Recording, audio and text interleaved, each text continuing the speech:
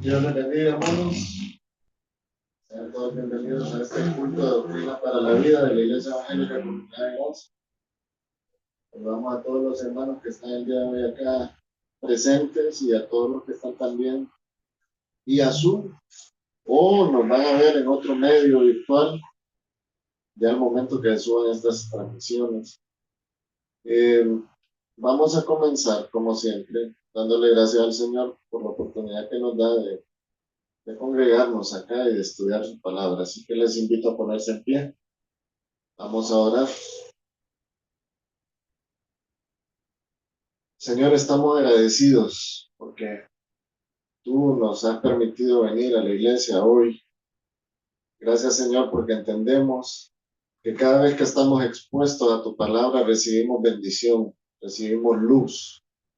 Gracias, Padre, porque existe esta instancia de doctrina para la vida, para que nosotros crezcamos, para que el cuerpo de Cristo se fortalezca y para que podamos ser instrumentos tuyos al momento de presentar tu palabra. Ponemos en tus manos este culto del día de hoy, en el nombre de nuestro Señor Jesucristo. Amén. Pueden sentarse. Ahora le pido a nuestro hermano Oscar Zelaya que pase adelante y nos dirija con himnos al Señor, siempre acompañado de su querida esposa, la hermana. Adelante.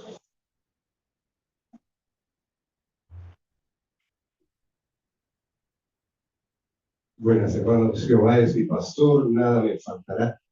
En lugares de delicados pastos me hará descansar. Junto a aguas de reposo me pastoreará, confortará mi alma, me guiará por sendas de justicia por amor de su nombre. Hermanos, este canto lo sabemos todos. Acompáñenme. Este canto está en el himnario de la iglesia, es el número 61.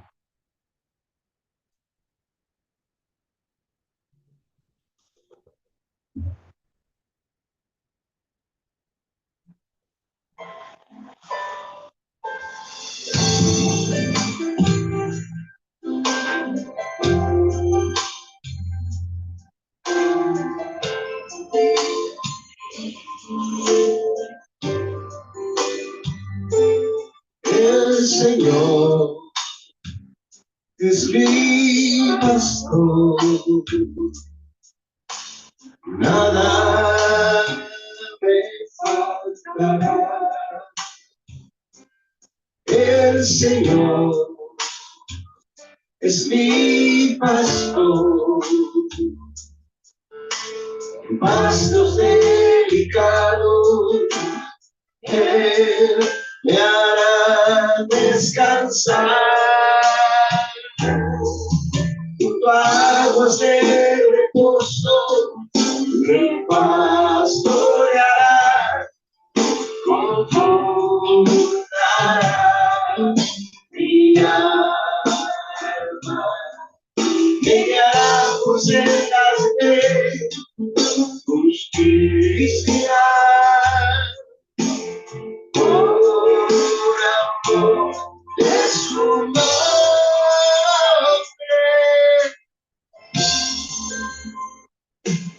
El Señor es mi pastor, nada me faltará.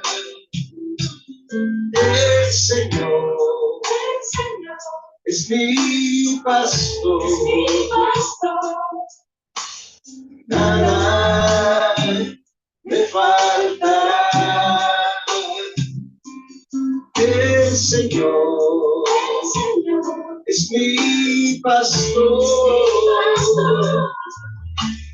pastos delicados Él me hará descansar. Junto a aguas de reposo me pastoreará, confortará mi alma,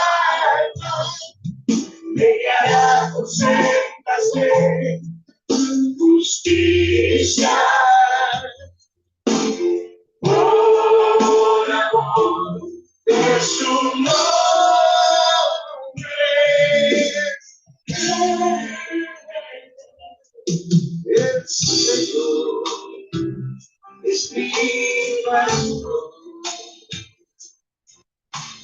nada me faltará, nada me faltará, nada me faltará, nada me faltará, nada me faltará.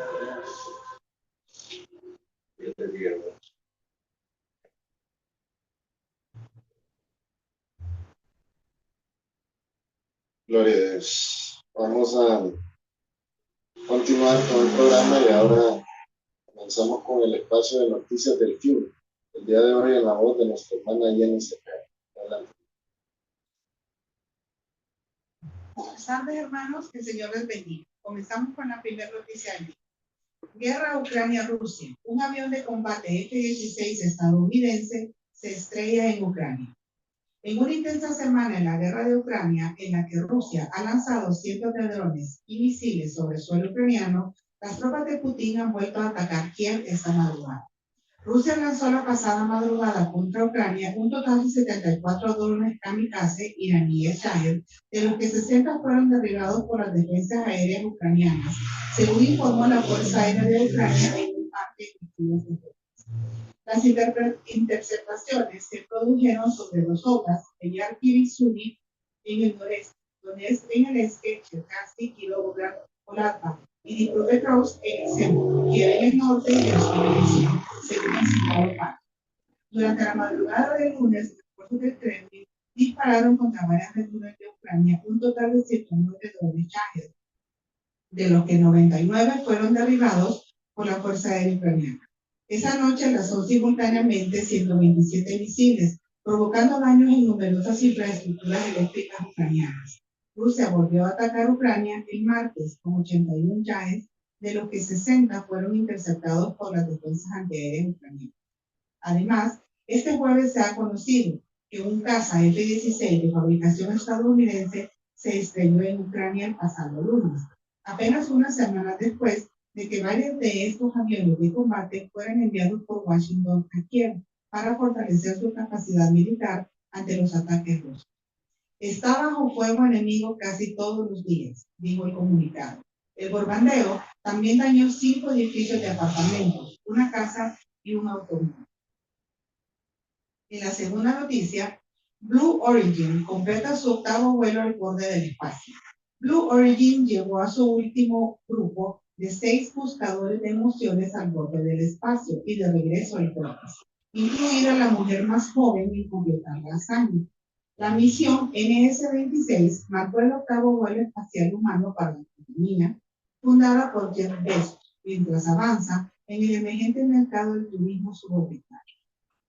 Carson Kitchen, un estudiante de último año de 21 años de la Universidad de Carolina del Norte en Chapel Hill, se convirtió en la mujer más joven en cruzar la línea Kármán, el límite reconocido internacionalmente que marca el borde del espacio a 100 kilómetros sobre la superficie de la Tierra.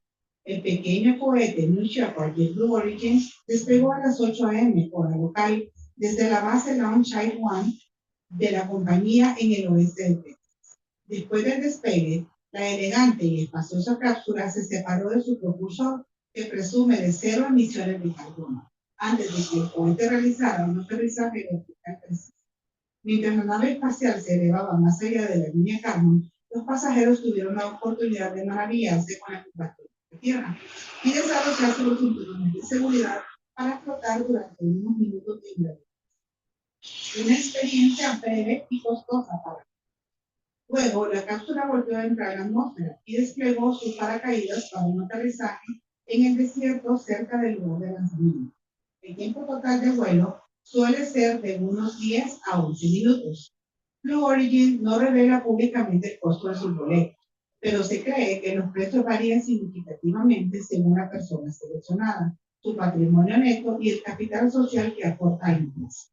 El primer asiento vendido en una subasta benéfica de 2021 se vendió por $28 millones, pero invitados notables como el actor de Star Trek William Shatner ha volado en vuelos de Blue Origin de Fonolatú. Otros han informado haber pagado varios cientos de miles de dólares. El principal competidor de Blue Origin en el mercado espacial suborbital, Virgin Galactic, se encuentra actualmente en una pausa de 2 años en sus operaciones comerciales mientras moderniza su flota. Esto es todo por el día de hoy.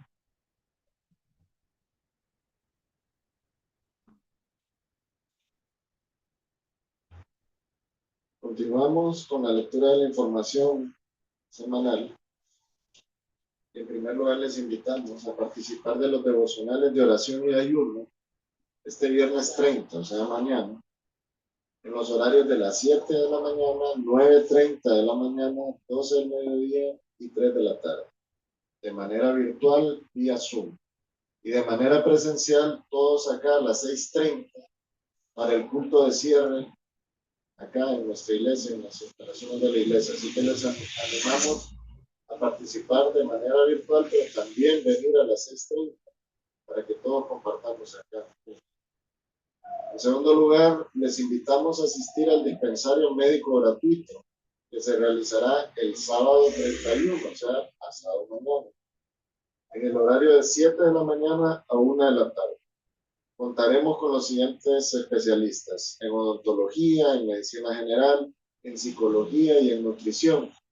Y también vamos a realizar procedimientos clínicos como ser el lavado de oídos, masajes, cambio de sondas.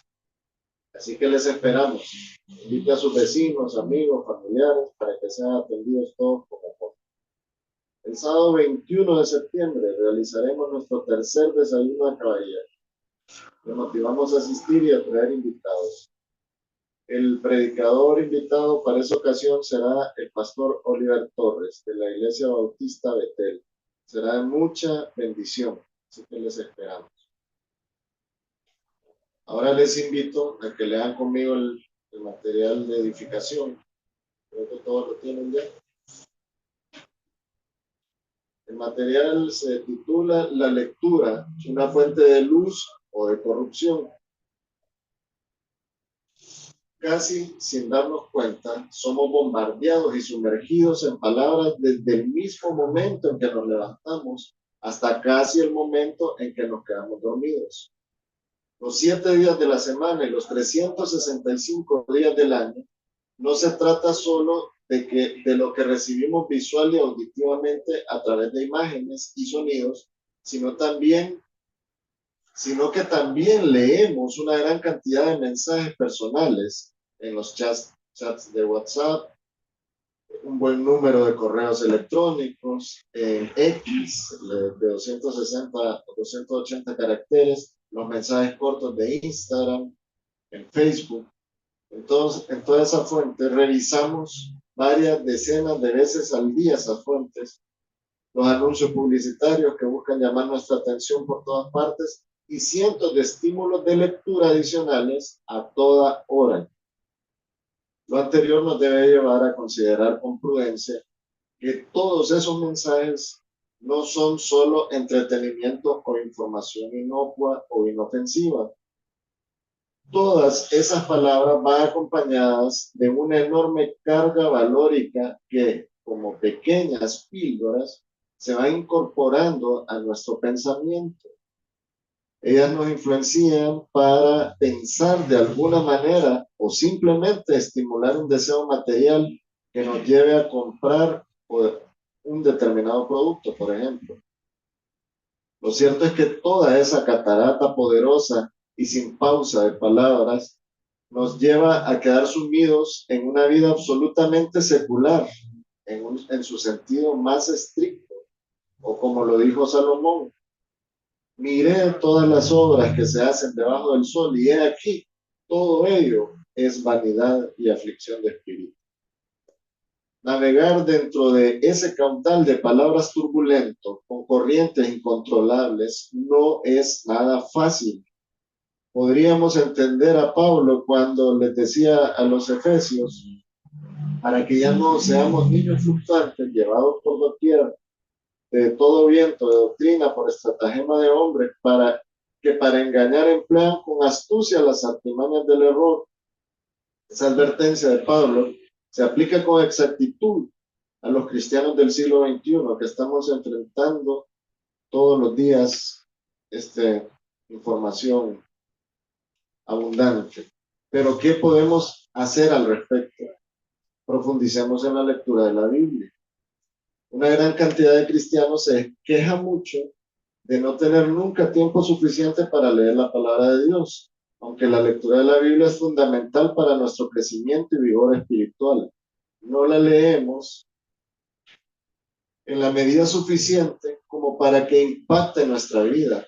Sabemos que somos expuestos a decenas de miles de palabras que nos influencian cada día, pero aún así los cristianos dedicamos poco tiempo de calidad habitual e intencional a exponernos a la palabra de Dios, que eran para David deseables más que el oro, sí, más que mucho oro fino, más dulces que la miel y que el destilar del panal, lo dijo en Salmo 19:10. Es seguro de que todos los cristianos compartimos esa misma valoración de David por la palabra.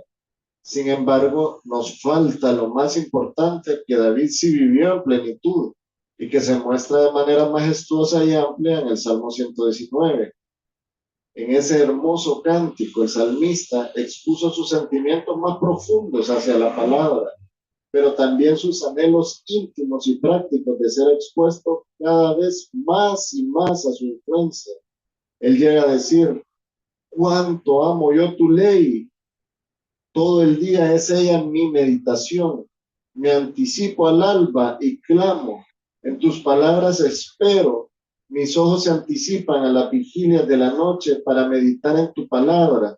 7 veces al día te alabo a causa de tus justas ordenanzas. Mucha paz tienen los que aman tu ley y nada los hará tropezar.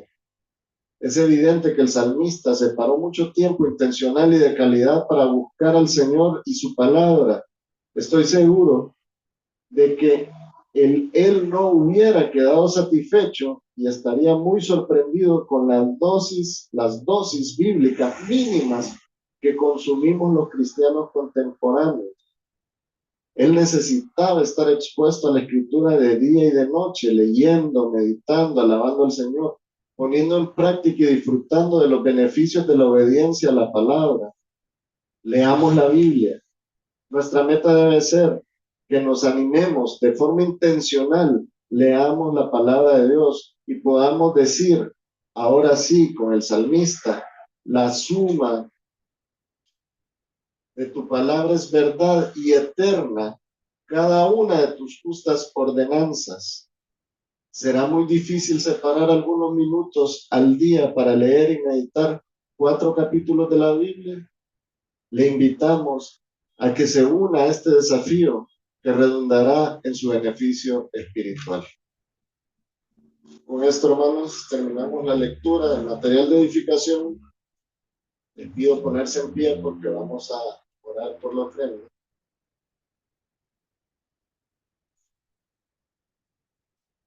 Padre, te damos gracias reconociendo tus bendiciones. Señor, entendemos que en este mundo material se necesitan recursos para que las cosas avancen. Eso pasa en la iglesia, necesitamos recursos para cubrir algunos gastos administrativos y los gastos de la construcción. Te pedimos, Señor, que nos des provisión para poder traer a la iglesia. Te agradecemos por lo que hoy traemos y te pedimos que nos permitas traer más. Ponemos en tus manos estas ofrendas, Señor, en el nombre de nuestro Señor Jesucristo. Amén. Sí, Señor. Mientras recogemos las ofrendas, vamos a ir presentando ya el video. Hoy vamos a tener el privilegio de escuchar la 4ª parte del tema Cristo en el Milenio con el querido pastor Evis Luis Carballosa. Así que este tiempo en el que hemos de continuar este estudio, danos la iluminación de tu Espíritu, quien es el autor de la palabra de Dios. Gracias por tu gran amor, gracias por tu misericordia, En el nombre de Cristo nuestro Señor. Amén. Muy bien, mientras los que van llegando toman asiento, vamos a buscar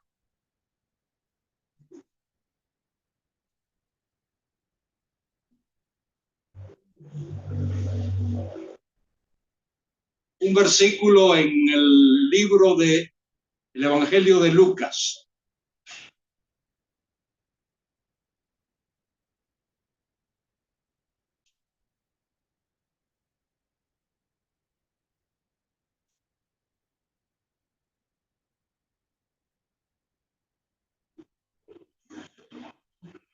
Esto es algo complementario a lo que hemos visto hasta aquí, pero es bueno que incluyamos esto en nuestra agenda de estudios. Lucas 1:24. Esta es parte del sermón profético que el Señor predicó a los apóstoles antes de su muerte, por supuesto.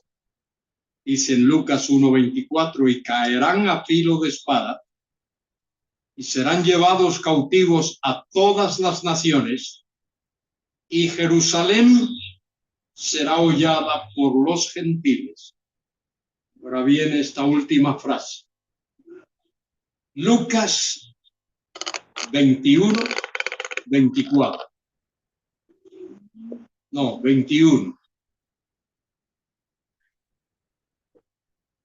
Disculpen, Lucas 21:24.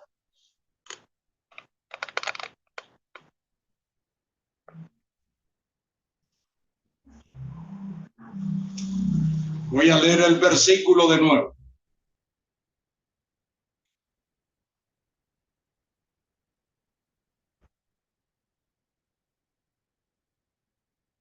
Y caerán a filo de espada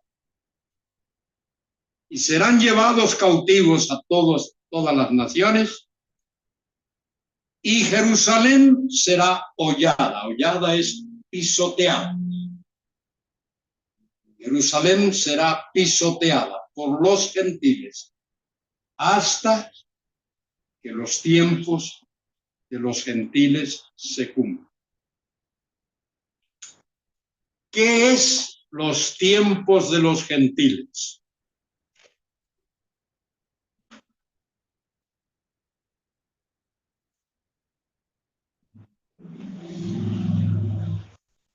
Bien, los tiempos de los gentiles es un periodo largo de tiempo que incluye algunas cosas. Se extiende desde la destrucción de Jerusalén por Nabucodonosor en el año 586 antes de Cristo. En ese año, los babilonios, capitaneados por el rey Nabucodonosor, los babilonios destruyeron la ciudad de Jerusalén.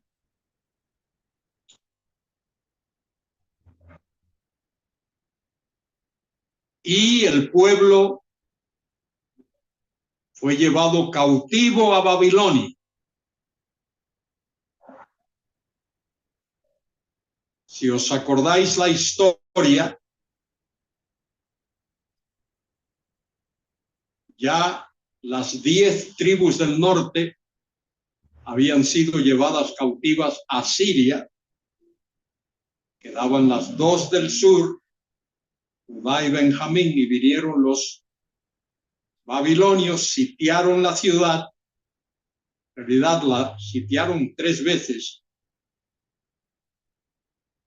Y en la tercera vez, en el año 586, Nabucodonosor la destruyó. Destruyó el templo. Destruyó el palacio real y toda la ciudad quedó en ruinas. A partir de ahí, la nación de Israel deja de ser el centro sociopolítico del mundo que había sido hasta ese momento.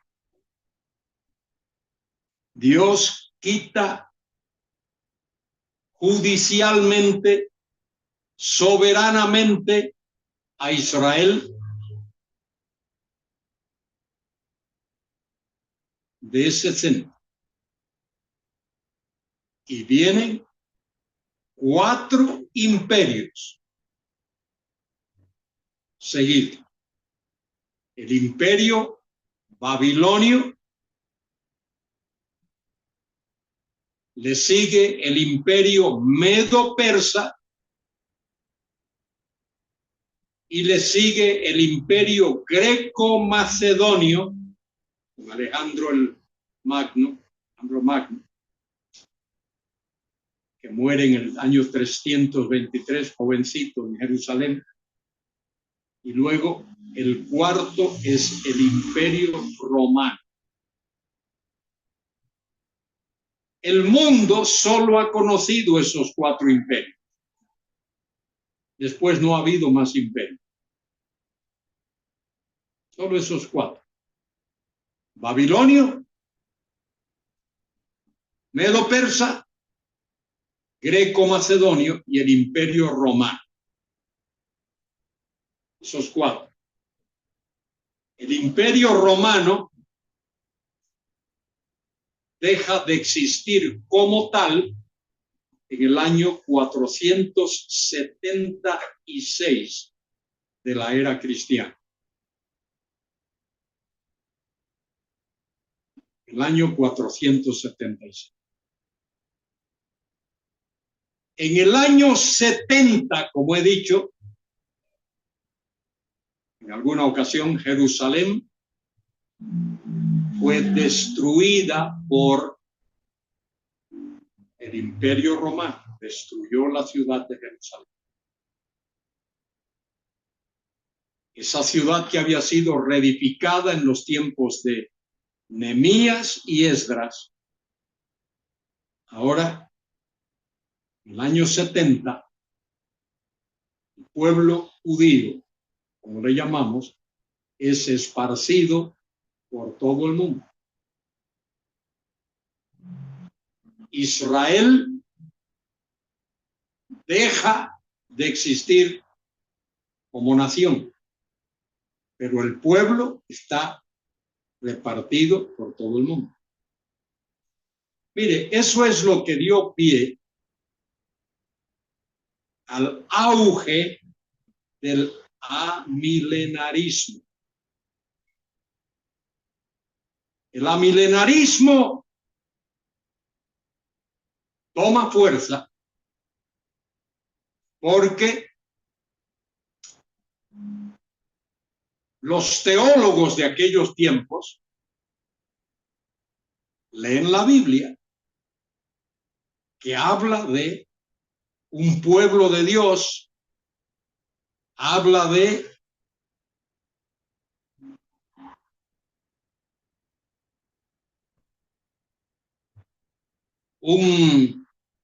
una comunidad que adora a Dios, pero no la ven por ninguna parte.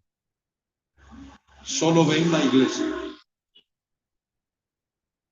Y erróneamente saltan a la conclusión de que las promesas hechas por Dios, reales promesas, se cumplirán en la iglesia. Fíjense. Leen el Antiguo Testamento, como hemos leído, Isaías, Salmos, Jeremías, otros capítulos de la Biblia, donde dice que Dios va a bendecir a su pueblo. Años 70 es siglo I. Jerusalén es destruida.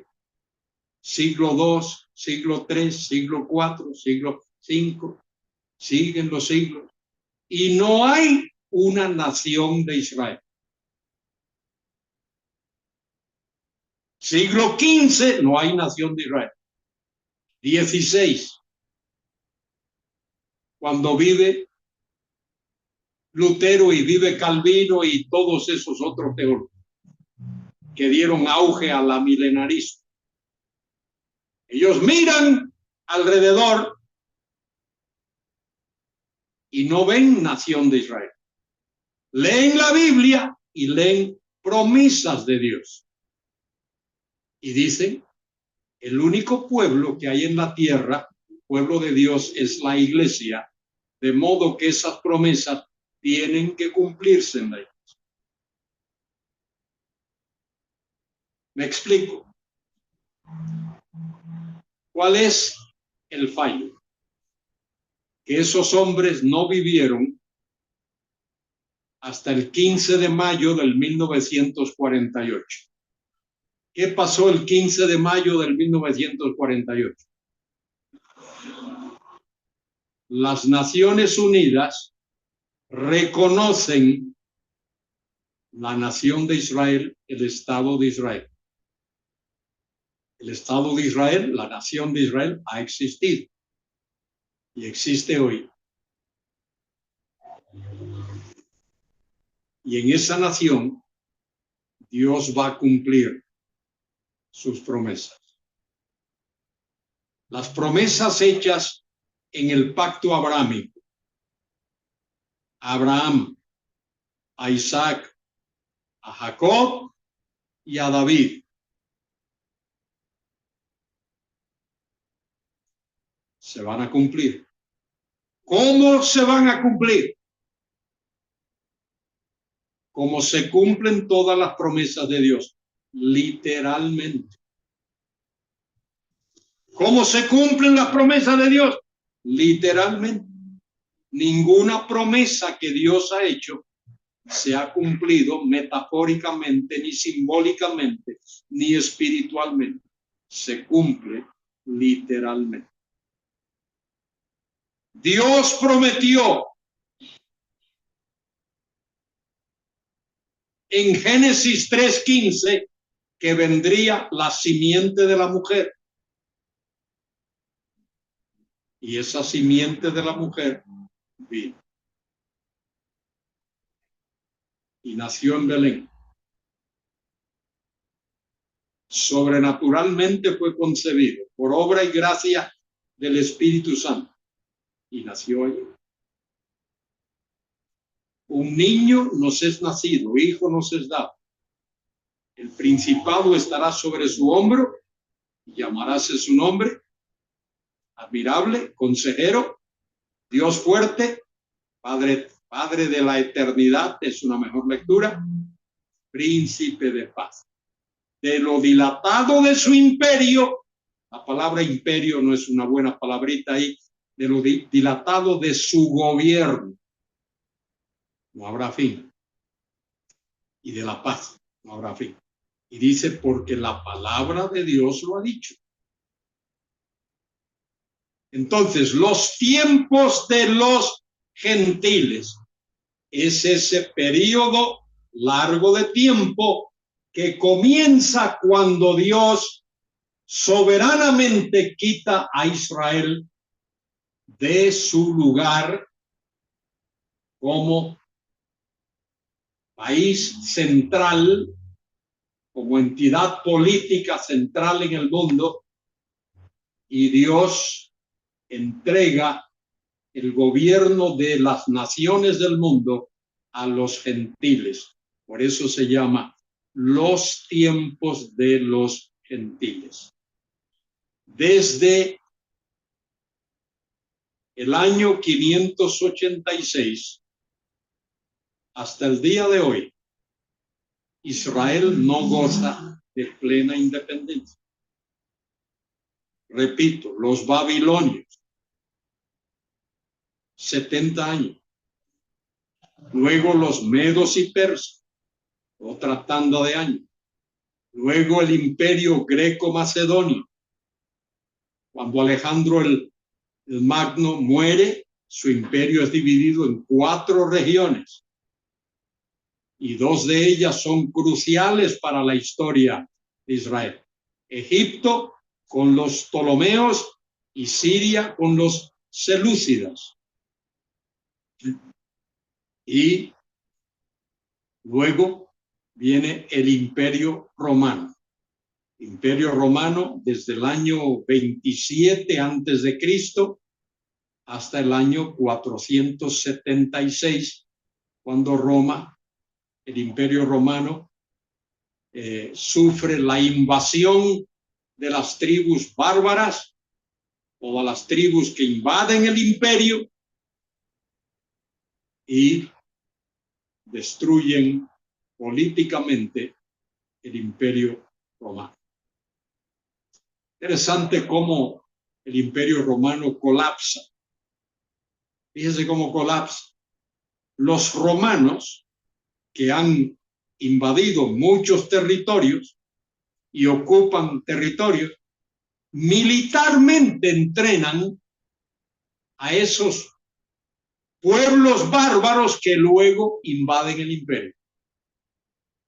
Ellos lo entrenaron, los romanos, y esos pueblos bárbaros aprenden toda la técnica militar de los romanos e invaden el imperio, y la parte occidental, como he dicho, cae en el año 476, la parte oriental en Constantinopla por el año que 1200 y pico, cuando los seljucos toman Constantinopla y termina el Imperio Romano, tanto en el oriente como en el occidente. Esa es la primera parte de los tiempos de los gentiles. Tiempos de los gentiles, Jerusalén es hollada, pisoteada por los gentiles. Hasta ese adverbio de tiempo, conjunción adverbial, nos da hasta cuándo. Hasta que los tiempos de los gentiles se cumplen. ¿Cuándo se cumplen los tiempos de los gentiles?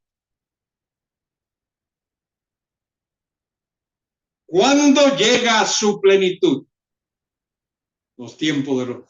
Cuando el Señor Jesucristo regrese por segunda vez a la tierra.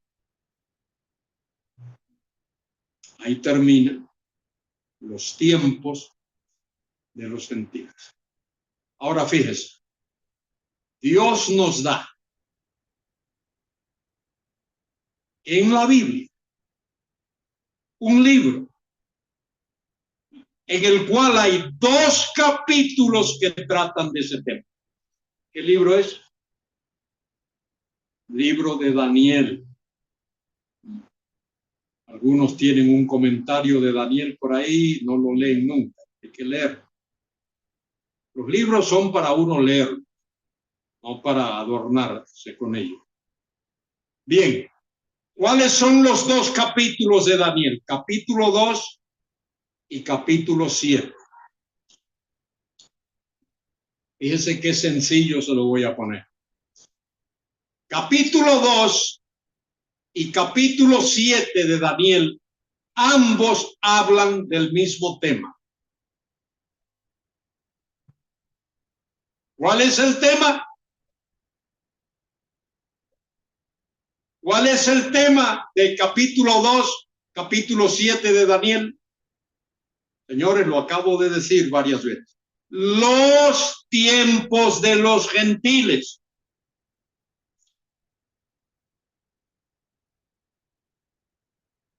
¿De qué trata el capítulo 2 de Daniel?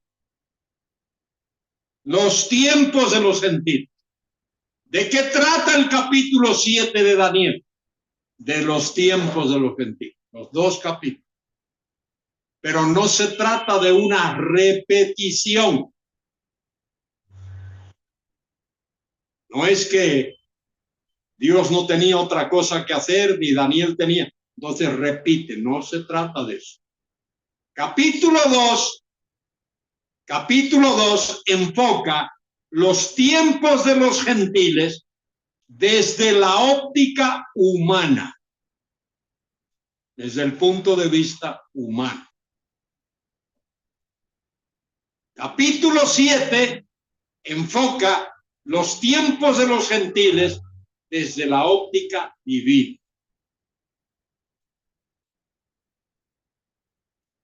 Capítulo 2, los tiempos de los gentiles vistos por fuera. Por eso es el sueño de Nabucodonosor de aquella gran, enorme, cautivadora, arrestadora, deslumbrante estatua. Se representa por esa estatua porque todo aquel que mirase esa estatua quedaría boquiabierto, sorprendido. De manera que en Daniel 2, los tiempos de los gentiles, tal como el hombre lo ve. Brillante, deslumbrante, cautivadora, todo eso. Cabeza de oro, tórax y brazos de plata, vientre de bronce, piernas, hierro y barro. 4 grandes imperios. Y fíjense, el mundo solo ha conocido esos 4 imperios. No ha habido más. Imperio babilonio, imperio medo-persa, imperio greco-macedonio e imperio romano. No ha habido más imperios en la tierra. Pero Dios dice en su palabra que en los postreros tiempos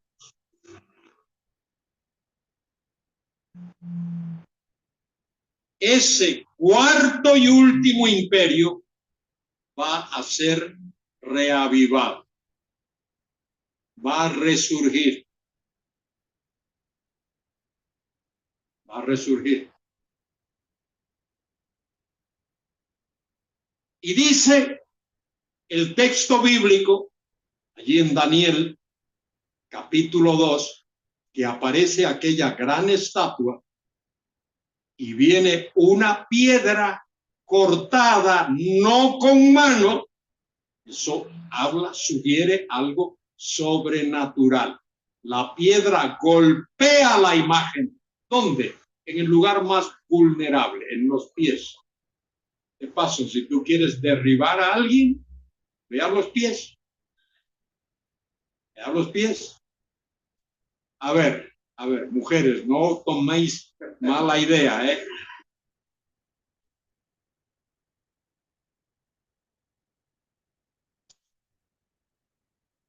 Bien. La piedra golpea la imagen en los pies. Esa piedra representa ¿qué? La segunda venida en gloria de Cristo.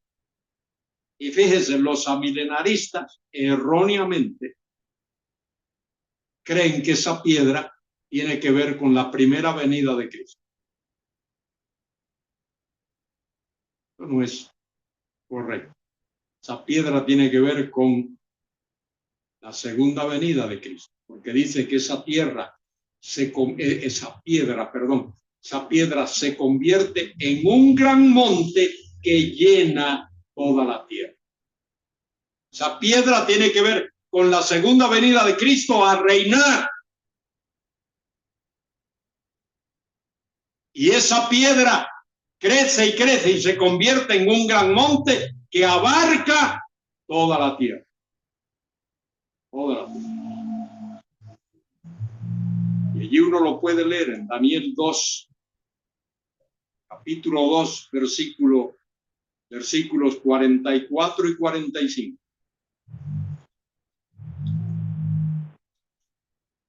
Mire lo que dice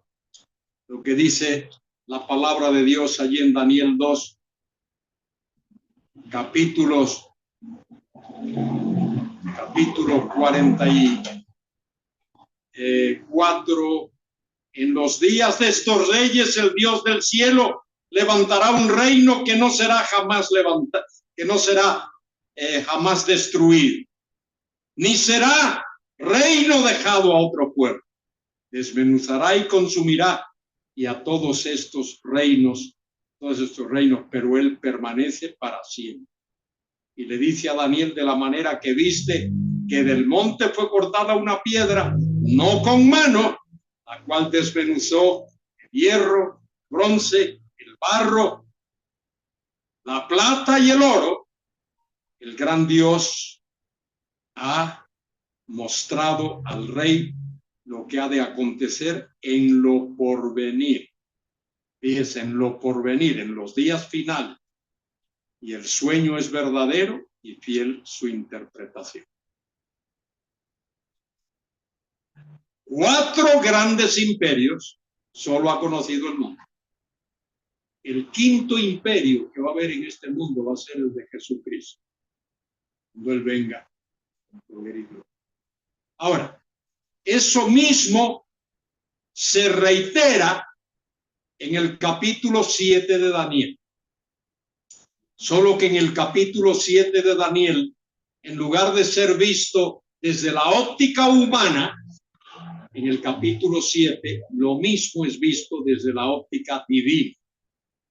Y se habla de 4 bestias que aparecen allí en Daniel capítulo 7.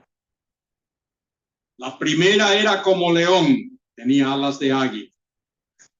Y luego la segunda era como un oso, que se alzaba más de un lado que del otro. La tercera era como un leopardo.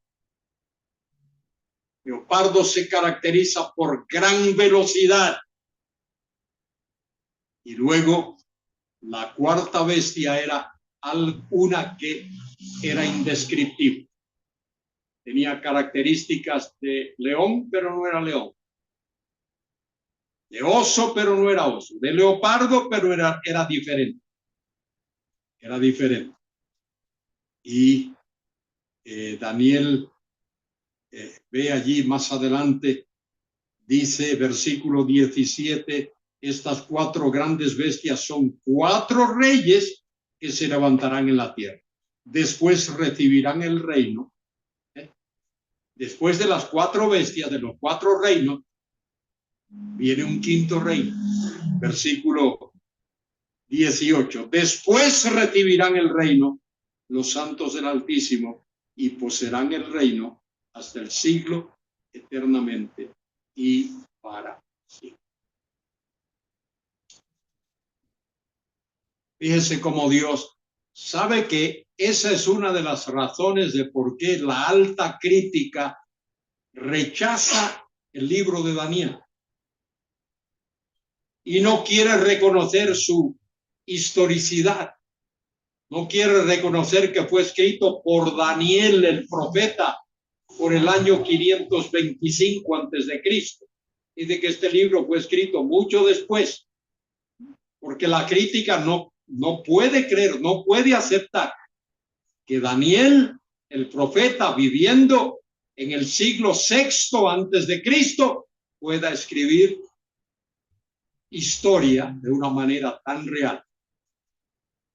Y rechazan el libro de Daniel.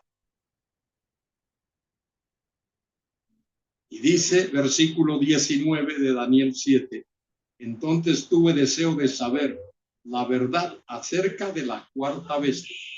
Esa cuarta bestia fue la que intrigó a Daniel, que era tan diferente de todas las otras, espantosa y en gran manera, que tenía dientes de hierro y uñas de bronce, que devoraba y desmenuzaba, y las sobras hollaba, pisoteaba con sus pies.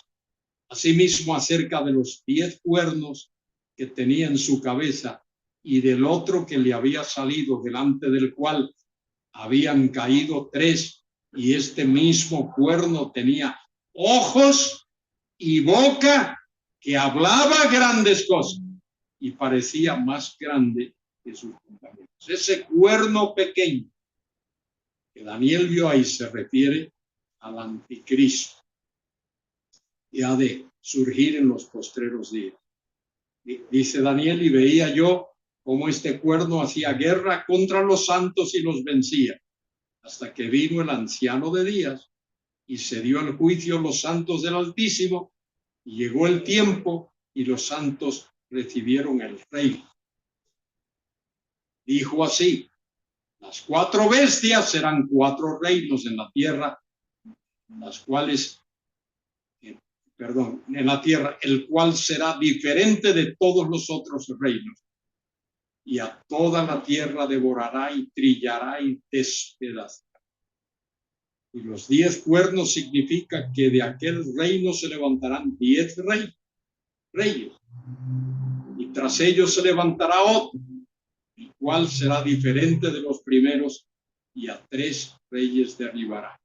Y hablará palabras contra el Altísimo, y a los santos del Altísimo quebrantará, y pensará en cambiar los tiempos y la ley, y serán entregados en su mano hasta tiempos y medio tiempo, 3 años y medio, para que sea, y dice ahí versículo 26, pero se sentará el juez y le quitará su dominio para que sea destruido y arruinado hasta el fin, y que el reino y el dominio y la majestad y los reinos debajo de todo el cielo sea dado al pueblo de los santos del Altísimo, cuyo reino es reino eterno, y todos los dominios les servirán y obedecerán.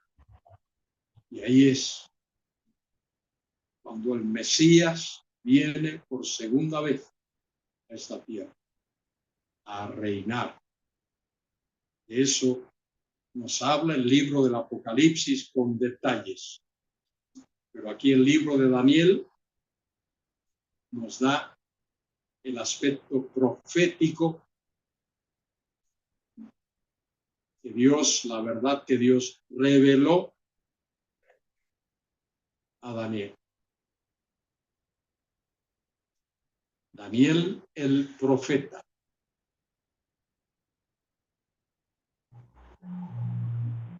¿Cómo sabemos que Daniel era profeta?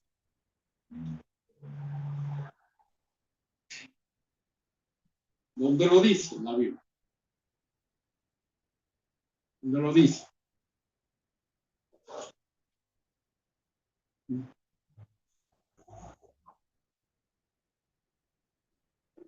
Bien.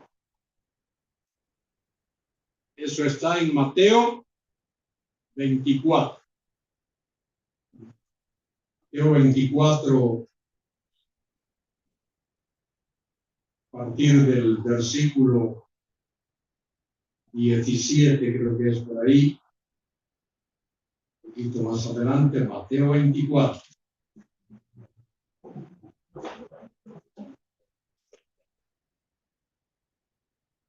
Dice allí, versículo 15, por tanto, cuando veáis en el lugar santo la abominación desoladora de la que habló el profeta Daniel. En el libro de Daniel no se dice por ningún lado que Daniel era profeta, pero Jesucristo dijo que Daniel era profeta. Entonces, claro, Dios nos da a conocer esa tremenda verdad de lo que va a ocurrir en los postreros tiempos. La profecía de la estatua, capítulo 2, la profecía de esas 4 bestias o animales en el capítulo 7, el tema es el mismo, la descripción es diferente, los datos son diferentes. Capítulo 2, la gran estatua, como el hombre lo ve. Cautivadora, restadora. Capítulo 7, el mismo tema, los tiempos de los gentiles, como Dios los ve. 4 bestias feroces que causan estragos hasta que Dios destruye su última, 4ª bestia. Eso lo vemos en el libro del Apocalipsis, capítulo 13. Y aparece esa bestia, esa 4ª bestia que tiene que ver con la persona del anticristo. La palabra anticristo significa ¿qué? Significa en contra del Cristo y también puede significar en lugar del Cristo. Y eso es lo que hace ese personaje. Ese ser que es engendro de Satanás. Aparecerá en la tierra en los postreros tiempos.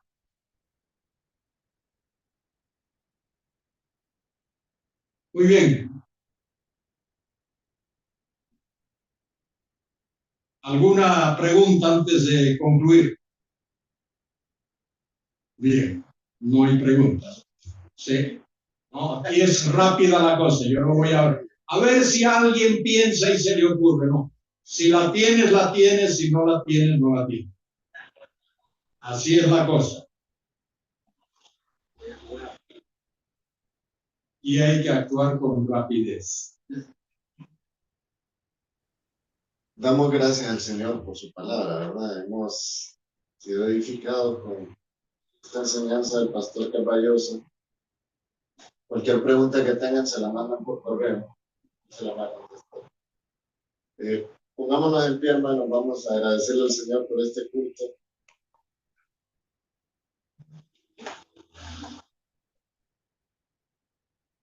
Padre, gracias. Gracias nuevamente porque nos permitiste llegar hoy. Gracias por tu palabra, Señor, porque cada vez que la escuchamos nos bendices, Señor. Ya lo habíamos dicho, Padre, tú eres misericordioso, tú estás pendiente de nosotros. Tienes un cuidado grande con esta iglesia. Gracias por todos los hermanos que han podido llegar el día de hoy. Te pedimos, Señor, que nos permita llegar a nuestros hogares en paz, que nos permita seguir deleitándonos en la meditación de esta palabra mientras vamos hacia nuestro hogar. Ponemos en tus manos a cada uno de los miembros de esta iglesia, en el nombre de nuestro Señor Jesucristo. Amén. Buenas noches, hermanos. Dios los bendiga.